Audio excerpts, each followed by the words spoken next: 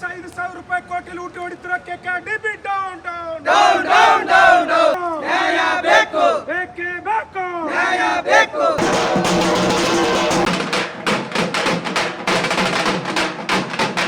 ಇವತ್ತು ಕಲ್ಯಾಣ ಕರ್ನಾಟಕ ಪ್ರದೇಶ ಅಭಿವೃದ್ಧಿ ಮಂಡಳಿಯಲ್ಲಿ ಹೈದರಾಬಾದ್ ಕರ್ನಾಟಕದ ಅಭಿವೃದ್ಧಿಗಾಗಿ ಸಾವಿರಾರು ಕೋಟಿ ರೂಪಾಯಿ ಅನುದಾನ ಬರ್ತಾ ಇದೆ.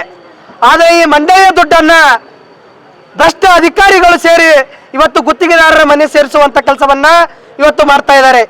ಈ ಅಧಿಕಾರಿಯನ್ನ ಮತ್ತು ಈ ಜನಪ್ರತಿನಿಧಿಗಳನ್ನ ಮಾನ್ಯ ಸಚಿವರು ಡಿ ಸುಧಾಕರ್ ಅವರು ಇವತ್ತು ಮೊನ್ನೆ ನಡೆದ ಚಳಿಗಾಲದ ಅಧಿವೇಶನದಲ್ಲಿ ಸುಳ್ಳು ಮಾಹಿತಿಯನ್ನು ನೀಡುವ ಮೂಲಕ ಅಧಿಕಾರಿಗಳ ಮತ್ತು ಜನಪ್ರತಿನಿಧಿಗಳ ರಕ್ಷಣೆಗೆ ನಿಂತಿದ್ದಾರ. ಅದನ್ನು ನಾವು ಇವತ್ತು ತೀವ್ರ ಖಂಡಿಸ್ತಾ ಇದ್ದೀವಿ. ಸತತವಾಗಿ 5 ವರ್ಷದಿಂದ ಮಂಡಳಿಯಲ್ಲಿ ಆಗುತ್ತಿರುವಂತ ಅವ್ಯವಹಾರದ ಬಗ್ಗೆ ಸಾಕ್ಷಿ ಸಮೇತ ಸರ್ಕಾರದ ಗಮನಕ್ಕೆ ತಂದರೂ ಕೂಡ ಈ ಕೋಣದ ರೀತಿಯಲ್ಲಿ ಸರ್ಕಾರ ಇವತ್ತು ಮೌನ ಧರಿಸಿದೆ. ಯಾಕಂದ್ರೆ ಇವತ್ತು ರಾಜ್ಯ ಸರ್ಕಾರ ಬೇರೆ ಅಲ್ಲ, ಈ ಕೋಣ ಬೇರೆ ಅಲ್ಲ. ಇವು ಎರಡೂ ಕೂಡ ಒಂದು ನನ್ನದ ಎರಡು ಮುಖ ಇದ್ದಂಗೆ.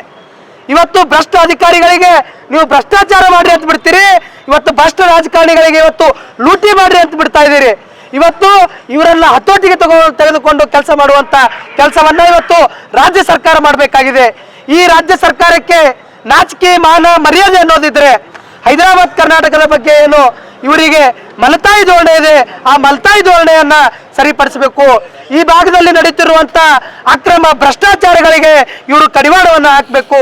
ಮತ್ತು ಈಗಾಗಲೇ 5,000 ಕೋಟಿ ರೂಪಾಯಿ ವಿತೌಟ್ ಥರ್ಡ್ ಪಾರ್ಟಿ ಏನು ಬಿಲ್ ಮಾಡಿದಾರ, ಅದರ ಮೇಲೆ ಪರಿವೀಕ್ಷಣೆಯನ್ನ ಮಾಡಿ ತಪ್ಪಿತಸ್ಥರಿಗೆ ಕಾಂಗ್ರೆಸ್ ಗೌರ್ಮೆಂಟ್ ಹೇಳಿದಂತೆಯೇ 6ನೇ ಗ್ಯಾರಂಟಿ, ಆ ಗ್ಯಾರಂಟಿಯನ್ನು ಜಾರಿಗೆ ತಂದು ಯಾರೆಲ್ಲ ಕಳ್ಳರದಾರ ಆ ಕಳ್ಳರಿಗೆ ಜೈಲಿಗೆ ಹಾಕುವಂತ ಕೆಲಸವನ್ನ ರಾಜ್ಯ ಕಾಂಗ್ರೆಸ್ ಸರ್ಕಾರ ಮಾಡಬೇಕು ಅಂತೇಳಿ ಈ ಮೂಲಕ ನಾವು ಉಗ್ರವಾದಂತ ಹೋರಾಟವನ್ನ ಮಾಡ್ತಾ ಇದ್ದೀವಿ.